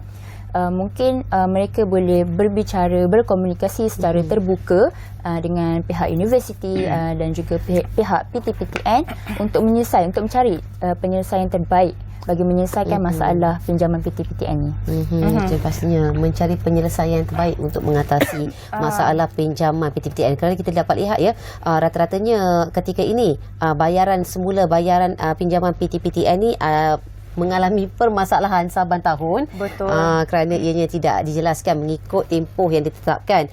Dan kita nak beralih pula kepada Dr. Sofia ya. Saya sebenarnya tertarik juga selain daripada bayaran yuran pendaftaran masuk ditetapkan tidak melebihi daripada 1,500 dan ini merupakan satu langkah yang baik sekali bagi membantu pelajar-pelajar miskin ini terus mendapat kelangsungan mereka untuk menyambung pendidikan. Dan mungkin doktor boleh ulas mengenainya. Okey, kalau kita tengok sebagai institusi pendidikan tinggi, kita menyambut baiklah langkah kerajaan ya dengan mengehadkan yuran RM1,500 untuk pendaftaran. Sebab kalau kita tengok ini seiringan ya dengan bantuan yang diberikan oleh pihak PPTN. Jadi kalau kita tengok bila pelajar dapat PPTN ni, mereka tidak terbeban lagi. Jadi dengan duit yang ada tu mereka boleh membayar yuran untuk pengajian semasa. Itu tidak tertakluk pada pelajar baru ya. Kalau kita tengok bantuan tersebut pada pelajar baru, malah untuk pelajar semasa juga mereka menerima jumlah yang sama. Jadi saya rasa penekanan yang diberikan oleh Perdana Menteri itu ya, beliau menekankan bahawa tak sepatutnya ya pelajar yang miskin tercicir atau tidak dapat mendaftar disebabkan masalah bayaran yuran ni ya. Jadi sebab sebelum ni mungkin ada institusi pendidikan tinggi yang mengehadkan ya berkenaan dengan tak bayar yuran, tak boleh masuk kelas, tak boleh daftar, tak boleh ambil peperiksaan. Jadi saya rasa ini antara benda yang perlu dipandang penting ya, dari segi pihak kerajaan pun membuat polisi ya, di mana dengan cara ini kita sebagai institusi pengajian tinggi menyahut baik dan membantu. Sebab kita ni di universiti, institusi pengajian tinggi ni kita lebih kepada pemudah cara ya, pemudah cara memudahkan dan meringankan bebanan pelajar. Okey. Dan doktor, mungkin ketika inilah masanya ataupun masa yang tepat dapat kita saksikan ya kerajaan mengambil langkah yang begitu drastik sekali, iaitu di mana pendaftaran masuk ditetapkan tidak melebihi 1,500. Itu sedikit banyak dapat mengurangkan bebanan kewangan mereka, dan juga bagi mereka yang tidak mampu menjelaskan yuran masih lagi boleh menerima keputusan tidak sekat seperti sebelumnya, seperti tahun-tahun kita belajar dulu ya. Okey. Dan ini juga, adakah ini masanya untuk bagi memastikan tiadanya sesiapa yang tertinggal untuk menerima pendidikan bahagian tinggi khasnya anak-anak miskin ini, supaya memastikan tiadanya keciciran berlaku. Ketika ini sepatutnya direvise semula PTPTN ini seiring dengan bayaran yuran pendidikan. Bagaimana? Betul. Saya setuju ya, sebab kalau kita tengok inisiatif yang untuk belanjawan hadapan ni 2024 ni dah mungkin mereka telah berdasarkan kajian ya. Sebab kalau kita tengok sebelum ni yuran yang terlalu tinggi, PTPTN yang diterima tu sedikit. Jadi kalau tengok situ bayar yuran tiada lebihan. Jadi pelajar terasa terbeban. Lepas bayar yuran, baki yang ada untuk satu semester, bayangkan dalam 3 bulan ke 4 bulan untuk survive, dan terutamanya bagi pelajar yang berada di universiti di Lembah Kelang. Ya, jadi kita tengok kos sara hidup tinggi ya, walaupun ada bantuan macam bantuan rahmah ya, makanan, tapi still mereka kena makan 3 hari sekali ya, sarapan, makan tengah hari dan makan malam. Jadi kalau kita tengok di sini penyelarasan tu penting, memberi impak yang besarlah kepada pelajar. Selain daripada itu, saya rasa selain daripada PTPTN, kita juga di institusi pengajian tinggi kita ada bahagian hal ehwal pelajar ya, yang mana membantu mengurangkan bebanan pelajar juga. Sebab kalau kita tengok di bahagian hal ehwal pelajar ni, kalau di UPM sendiri kita dikenali sebagai bahagian hal ehwal pelajar, BHAP. So BHAP ni memang memainkan peranan penting membantu ya, meringankan bebanan pelajar dan juga dari segi keuangan juga selain daripada PTPTN. Cuma mungkin ramai lagi pelajar yang baru masuk ya, mereka tidak tahu ya, sebab kadang-kadang benda pada minggu pertama tu mereka suakenal, mereka sudah dimaklumkan, tetapi kadang-kadang sebab mereka lupa. Jadi sebenarnya kita ada bahagian hal ehwal pelajar itu sendiri yang mana membantu dari segi memberi tabung bantuan pembelajaran, dari segi yuran, kecemasan. Selain daripada itu ada juga bantuan dari segi macam kematian, macam pelajar yang meninggal dunia, ibu bapa ya, bantuan kecemasan jika mereka sakit. Dan kita juga di UPM terutamanya kita ada bantuan dari segi zakat dan dana wakaf ilmu, di mana pelajar boleh memohon terutamanya kepada mereka yang ada masalah. Sebab tu kalau kita tengok masalah yang di masa akan datang ni, saya rasa dia boleh diselesaikan. Jadi kalau tak ada isu yang kalau tiada wang tidak boleh daftar subjek, sebab belajar dulu, daftar dulu, lepas tu kita boleh selain daripada PTPTN mungkin kita juga pelajar juga boleh di UPM sendiri boleh pergi kepada bahagian ehwal pelajar, hal ehwal pelajar untuk mendapatkan bantuan. Jadi hal ini saya rasa amat besar ya, macam saya kata tadi, impaknya kepada pelajar supaya mereka tidak lagi rasa macam terbeban. Sebab dengan masalah kewangan ya, pembelajaran kita tahu kos sara hidup tinggi, jadi pelajar ni kadang-kadang ada yang datang dari keluarga yang susah, jadi bila bila mereka datang ke universiti, kita nak mereka hanya fokus pada pelajaran. Sebab saya ada juga pelajar yang saya tahu buat kerja part time. Kenapa? Sebab kita tahu dia nak menampung dia punya perbelanjaan harian tersebut. Kita ada juga ada perspektif lah daripada belia tu sendiri. Pastinya bahagian HEP setiap universiti perlu memainkan peranan. Mungkin daripada pihak belia tu sendiri, apa lagi yang boleh dilakukan oleh bukan sahaja daripada pihak universiti, mungkin daripada PTPTN sendiri. Kerana kita faham kalau pelajar tahun pertama tu ada kemudahan college dan sebagainya, tapi selalunya kalau dah naik tahun kedua, tahun ketiga akan keluar sewa rumah. Jadi kos sara hidup tu memang penting. Daripada sudut pandangan seorang belia, apa lagi yang boleh dilakukan untuk membantu mahasiswa-mahasiswi ini menyambung pelajaran tapi dalam keadaan di mana tidak terbeban dengan kos-kos sara hidup seperti ini?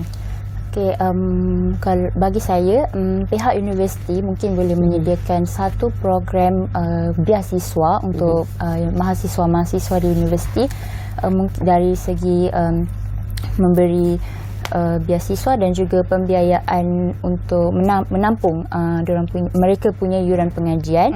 Dan mungkin pihak universiti boleh bertindak sebagai penasihat kewangan kepada mahasiswa-mahasiswa yang memerlukan, dari segi pengurusan kewangan, dari segi bajet semasa dalam tempoh pengajian. Dan mungkin kalau dari pihak PTPTN, pihak PTPTN mungkin boleh memberikan skim PTPTN yang fleksibel. Maksudnya skim fleksibel tu mereka boleh memberikan mereka tempoh bayar yang lebih panjang dan mungkin memberi kadar faedah yang lebih rendah kepada mahasiswa yang membuat pinjaman. Saya tertarik komen Cik Sarah mengenai pengurusan wang tu sendiri. Kerana kita tahulah ramai pelajar-pelajar terutamanya yang tahun pertama baru masuk ke alam universiti ni adalah sebenarnya masih muda lagi. Keluar daripada habis SPM, dia tak tahu apa-apa tentang dunia dan pada awal hidup tu dah terbeban dengan kos sara hidup, bagaimana kita nak uruskan kewangan dan sebagainya. Mungkin daripada pandangan doktor sendiri, bagaimana kita boleh membantu ataupun memberikan sokongan kepada pelajar-pelajar muda ni umur 17-18 tahun terus dicampak masuk ke dalam kehidupan universiti dan tiba-tiba kena orang kata independent. Doktor macam mana? Okey, betul. Kalau kita tengok usia kemasukan pelajar, kita ada banyak kategori sama ada pelajar itu daripada STPM ataupun saluran diploma. Tapi yang dari matrikulasi lah, yang kita kata usia muda tadi, setelah tamat matrikulasi setahun, 19 tahun sudah masuk, sudah mendaftar ke institusi pengajian tinggi. Jadi kalau tengok di sini, secara tak langsung memang kena berdikari di universiti itu sendiri. Perlu pada saya, kepada golongan muda yang baru saja mendaftar, pelajar baru, mereka kena ada inisiatif sendiri di mana ambil tahu berkenaan dengan universiti ni.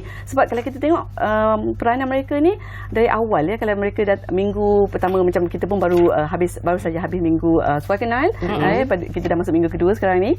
Jadi pada minggu suai kenal tu sepatutnya mereka ambil tahu, sebab mereka pada masa itu mereka didedahkan dengan berkenaan dengan info, banyak maklumat berkenaan dengan universiti, berkenaan dengan keuangan, bantuan, dan counselling dan sebagainya. Jadi sebagai pelajar, mereka perlu ambil tahu berkenaan dengan entiti-entiti yang berada di universiti tersebut, supaya jika mereka ada masalah, mereka ada tempat untuk berjumpa, bertemu, bertanya. Selain daripada itu, saya rasa pelajar-pelajar muda ni mereka perlu rapat dengan pensyarah itu sendiri. Sebab kadang-kadang macam saya sendiri memberi sokongan secara tak langsung pada pelajar kerana mereka masih baru, mereka masih tidak tahu, mereka masih tak tahu lagi nak susun jadual waktu dan sebagainya. Jadi kalau kita tengok di sini, usia itu, sebab mereka masih muda dan mereka baru di universiti, jadi kita banyak pihak universiti sendiri dari segi fakulti dan jabatan, kita membantu mereka, memberi penerangan, menyiapkan, memberi konsultasi. Sebab saya sendiri antara penasihat akademik, jadi pelajar boleh datang kepada saya, bertanya, dan kita terangkan apa yang subjek yang dia perlu ambil untuk semester dan sebagainya. Dan contohnya saya ada juga macam pelajar baru yang datang yang bagi tahu ada masalah kewangan, kenapa tak makan tengah hari, sebab tak ada duit. Jadi kita sama ada kita boleh bagi tahu, okey, di Wazan, contohnya di Wazan UPM kan, dia ada menyediakan wakaf, dan bantuan kewangan dari segi zakat, jadi jika mereka ada masalah kewangan seperti mereka boleh terus pergi berjumpa dengan bahagian tersebut. Jadi sebenarnya kemudahan ataupun bantuan-bantuan tu ada diberi di universiti. Mungkin pelajar-pelajar ni perlu cakna, perlu ambil inisiatif sendirilah. Yelah, nama pun dah masuk universiti, kenalah mula belajar bertikai-tikai. Tapi pada masa yang sama mungkin topik pengurusan kewangan tu boleh diketengahkan, boleh diperkenalkan mungkin dari bangku sekolah lagi dulu. Itu pastinya untuk persediaan mereka. Itu pasti. Dan kita akan berhenti rehat seketika dan kita kembali selepas ini pastinya dengan topik yang sama. Teruskan setia bersama kami.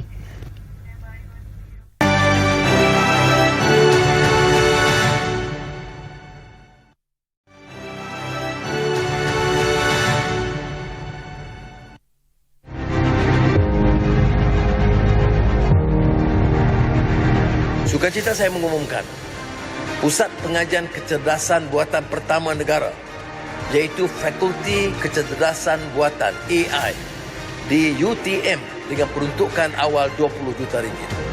Kerajaan bersetuju untuk memberikan diskaun bayaran balik pinjaman PTPTN bermula 14 Oktober 2023 sehingga 31 Mac 2024. Pertama, diskaun 10% atas baki hutang untuk penyelesaian kedua pinjaman. Diskaun 10% untuk bayaran sekurang-kurangnya 50% daripada baki hutang dalam sekali bayaran. Diskaun 15% untuk bayaran secara potongan gaji atau debit terus berjalan. Bermula Januari 2024, yuran bagi tujuan pendaftaran masuk ke universiti awam dihadkan untuk tidak melebihi RM1,500. Pelajar yang sedia ada yang tidak mampu membayar yuran pengajian tidak akan disekat bagi mendaftar subjek pada setiap semester dan bayaran boleh dilunaskan selepas pendaftaran subjek.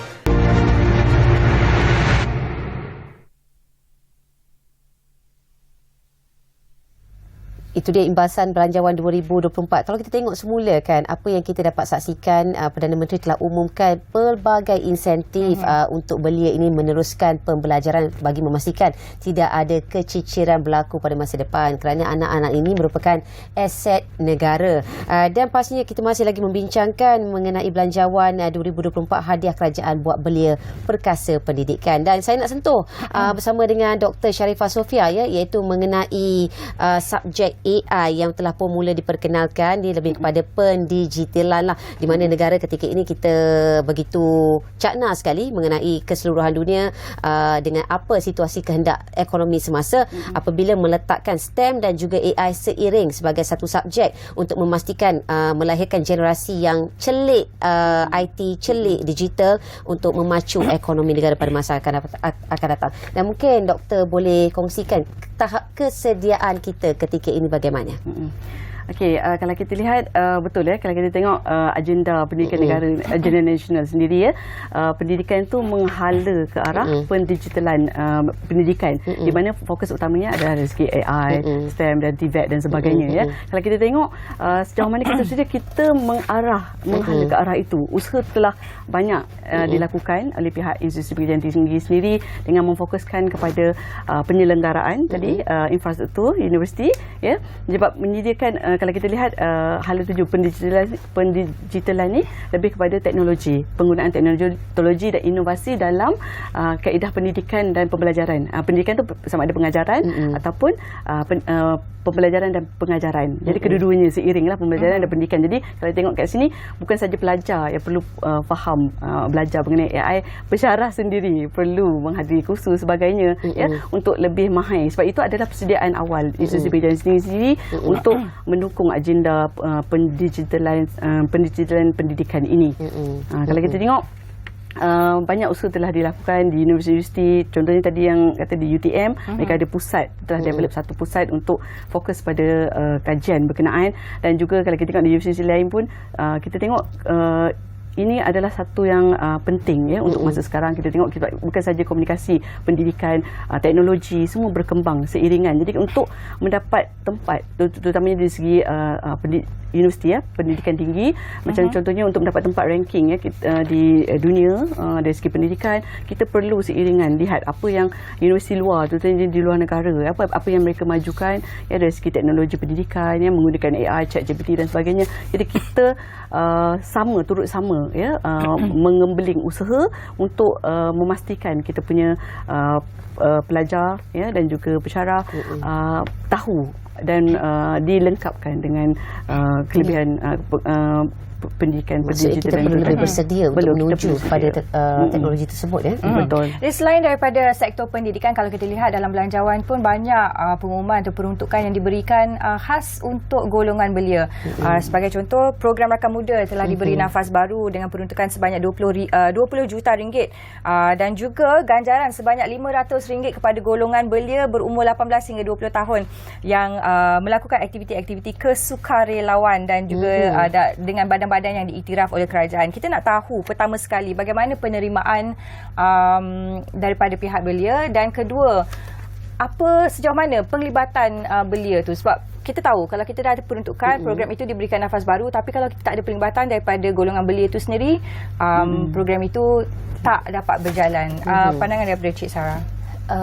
Pada pandangan saya, hadiah yang diberikan oleh Datuk Seri Anwar Ibrahim ini adalah satu ganjaran yang menarik untuk belia masa kini, sebab ada sebelum ni kalau kita join aktiviti sukarelawan itu adalah secara sukarela. Ada yang tak dapat bayaran apa semua, and then saya yakin bahawa ganjaran yang telah diberikan ini adalah satu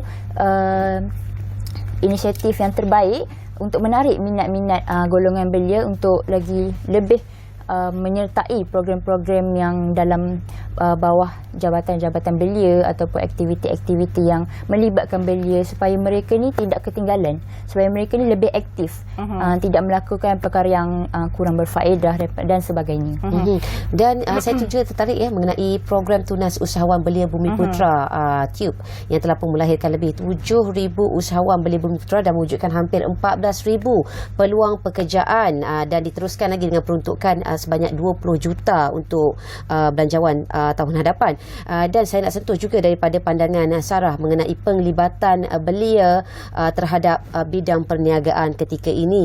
Sejauh manakah keperluan mereka ataupun guideline yang perlu diberikan kepada mereka untuk memastikan mereka ini berada di landasan yang betul, di landasan tepat, seterusnya memacu ekonomi tersebut sebagai satu pendapatan negara juga. Okay, seperti saya sendiri dalam jurusan Diploma Pengurusan Perniagaan, saya rasa ini adalah satu tindakan yang bagus untuk menyokong belia-belia yang berminat dalam bidang keusahawanan juga, dan mereka memerlukan satu sifat yang ingin tahu, sebab kadang-kadang belia ni dia tak tahu, tapi bila dia tahu dia macam saya tak pernah tahu pun benda ni apa semua, tapi sebenarnya benda tu tersebar luas. Cumanya kita yang perlu tahu, sebab sekarang belia ni banyak kepada benda yang melarakan apa semua. Jadi mereka perlu lebih banyak pengetahuan dalam macam hal kenegaraan, hal apa benda yang kerajaan cuba untuk buat untuk kita belia yang sebagai pemangkin negara pada masa hadapan ni.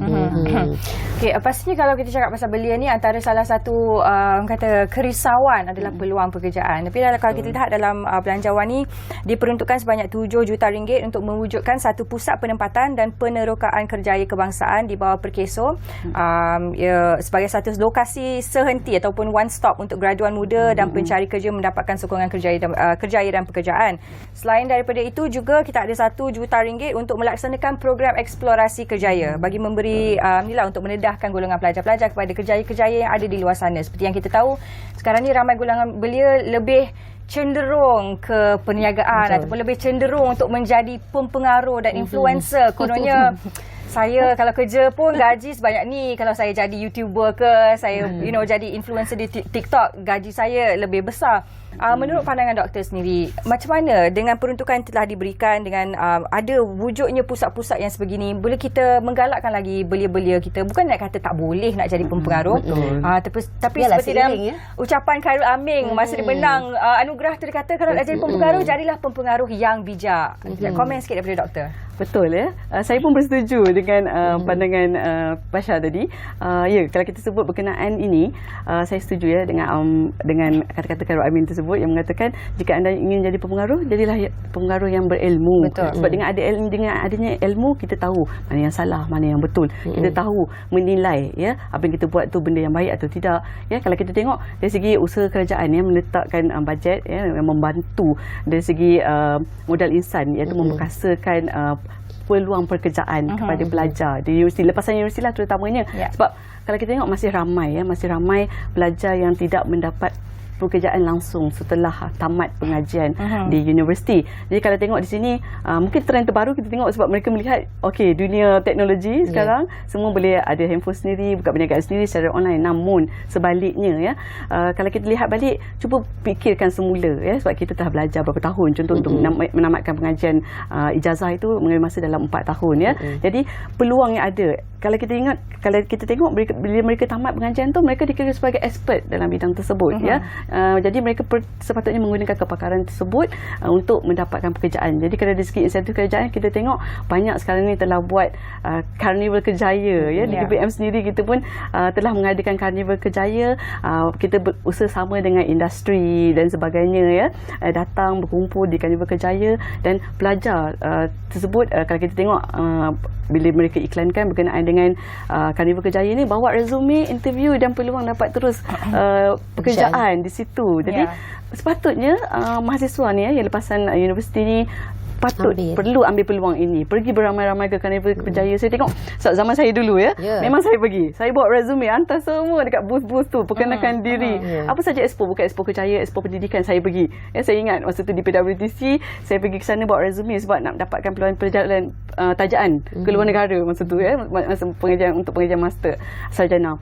Jadi kalau kita tengok pelajar sekarang ya, mereka sepatutnya ambil tahu ya, mereka sepatutnya pergi ke Karnival Kerjaya ini ya, dan usaha lain bernambah baik kan, seperti skill online pun ada untuk mereka memperbaiki resume sebagainya ya, sebagai persediaan. Jangan datang Karnival Kerjaya tapi tak bawa apa-apa. Jadi kalau kat situ kita tengok tak bersedia kan. Jadi kita nak bila datang ke Karnival Kerjaya tu kita dah tahu. Lepas tu kita dah tahu kalau kadang-kadang belajar ya, mereka belajar ambil kursus tertentu, mereka tak pasti lagi apa peluang kerjaya yang boleh. Namun bila pergi ke Karnival Kerjaya ni, saya rasa mereka lebih terbuka, tahu kalau dia ambil communication, dia bukannya kerja dalam bidang komunikasi saja, dia boleh kerja dalam bidang lain ya, perkhidmatan pelanggan dan sebagainya ya, perbankan. Jadi di situ lebih membuka minda pelajar. Jadi saya rasa sangat elok ya.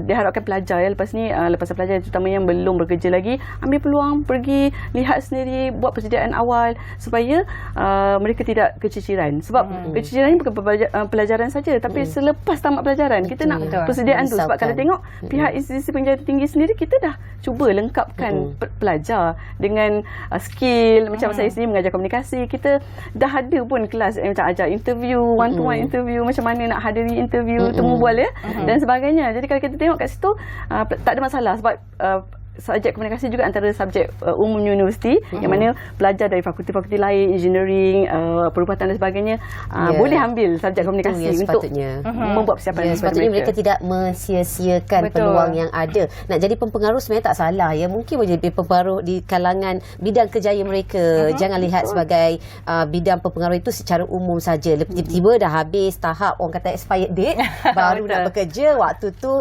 itulah ada masalahnya di situ. Mungkin ilmu pun dah tumpul, dah tak seiring dengan skill yang ada sekarang. Dan sekarang ni saya tertarik juga dengan apa yang dilakukan oleh kerajaan, iaitu memperkasakan TVET di kalangan sekolah agama ya. Maksudnya melahirkan graduan yang lebih berkualiti. Iaitu kalau kita lihat dulu, kalau di sekolah agama mereka hanya menguasai ilmu agama sahaja, dan selepas itu hala tuju mereka pastinya untuk menjadi seorang pendidik dalam bidang agama. Tetapi kita pun tahu dengan penawaran dan juga permintaan tu ada permasalahan keseimbangan di situ. Dengan melahirkan lagi menambah baikkan daripada sudut TVET, iaitu memberikan skill kepada mereka, dilihat ni akan memberikan satu perspektif yang baharu bahawa tenaga kerja itu boleh dipergunakan secara menyeluruh dan menambahkan lagi kualiti individu itu sendiri. Dan mungkin Dr. Sofia boleh komen mengenainya. Betul. Saya rasa fokus kepada TVET itu sendiri ya. Kalau tengok sebelum ni hanya di institusi pengajian tinggi, awam dan swasta. Tapi sekarang kita dah menjurus kepada pendidikan apa tadi agama atau rendah jadi kalau kita tengok di situ ia ada, kalau kita sebut TVET ni dia berkenaan dengan pendidikan teknikal dan vocational, kalau lebih kepada praktikal, belajar satu praktikal. Kalau contoh saya tengok apa yang saya boleh lihat sekarang, macam sekolah agama sendiri pun mereka memperkasakan TVET itu sendiri dengan menggalakkan pelajar mereka menggunakan teknologi, contohnya yang terdekat dekat tempat saya tu di sekolah agama tu mereka membuat teknologi ikan. Jadi mereka memanggil tenaga mahir daripada UPM, contohnya pensyarah dari segi pensyarah pertanian ataupun perikanan datang ke tempat mereka dan ajar mereka inovasi itu sendiri. Jadi secara langsung nampak tak, mereka bukan saja belajar kos agama itu sahaja, tapi mereka menyediakan mereka peluang platform lain untuk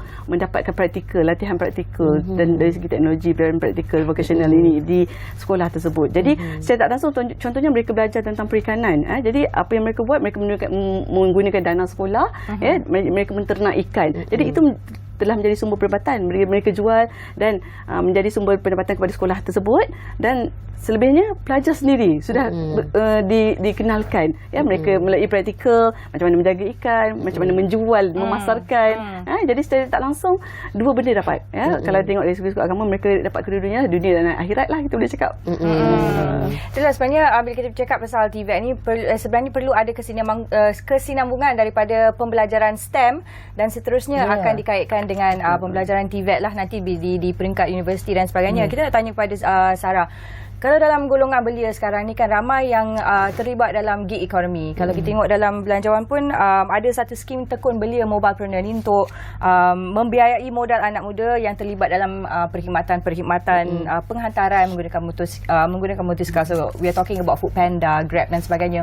Daripada perspektif seorang belia itu sendiri, adakah gig economy merupakan satu kerjaya ataupun satu saluran saluran pekerjaan yang sustainable ataupun boleh dilakukan secara long term? Bagaimana? Pada pendapat saya, sektor gig ekonomi ni sebenarnya bukanlah satu pekerjaan yang long term, sebab itu tak menjamin pun ke mana kita pada masa hadapan. Sebab yang penting sekarang ni adalah kita kena melanjutkan pengajian ke peringkat yang lebih tinggi. Contohnya kita kena ada diploma, kena ada degree untuk dapatkan pekerjaan yang lebih baik. Sebab gig ekonomi ni adalah sebenarnya sebagai kerja sementara saja. Betul, kerja sementara sampingan untuk macam menambahkan kita punya pendapatan harian. Dan tapi sekarang anak-anak muda saya tengok banyak yang macam lebih fokuskan kepada gig ekonomi sebab itu je yang diorang boleh buat. Itu je yang diorang rasa macam aku dah tak boleh nak sambung belajar sebab dah tak boleh dengan teori apa semua. So bila adanya peluang gig ekonomi ni macam buat Grab dan Foodpanda apa semua ni tak perlukan kelayakan. Jadi mereka rasa macam okay, ini adalah satu pekerjaan yang bagus untuk diorang. Tapi itu sebenarnya tak betul. Tapi macam mana kita nak, itulah satu permasalahan juga, Doktor. Bagaimana kita nak menggalakkan golongan ini yang mungkin seperti Sarah katakan tak ada kelayakan di situ masuknya TVET. Tapi pada masa yang sama macam itulah, saya dah kerja jadi rider, dah ada orang kata pendapatan yang kira kalau saya kerja kuat dapatlah duit banyak. Apa keperluan saya untuk melanjutkan pelajaran? Mungkin doktor boleh bagikan sedikit pandangan. Okey, betul kalau kita tengok sekarang ni ramai yang buat remaja lah, golongan belia kita tengok menjadi bekerja di sektor ekonomi gig ni sebab mereka nampak itu adalah jalan mudah untuk mendapat wang segera walaupun benda tu sementara. Sepatutnya ia tidak boleh dijadikan pendapatan tetap walaupun ramai yang buat begitu kita tengok. Tapi kalau untuk belia ni kita tengok usianya masih muda, masih panjang Kalau kita tengok mungkin itu trend sekarang, Foodpanda, Grab Food dan sebagainya Tapi apa akan jadi 5 tahun ke depan? Kita tengok perubahan sebab negara kita sentiasa berubah, ekonomi dan sebagainya Jadi kalau kita tengok ini adalah peranan utama institusi pendidikan tinggi lah untuk menarik minat ramai belia di luar sana, terutama belia lah, untuk menyambung pengajian di peringkat yang lebih tinggi. Kalau kita tengok sekarang di universiti sendiri kita ada pelajar-pelajar yang influencer juga. Jadi antara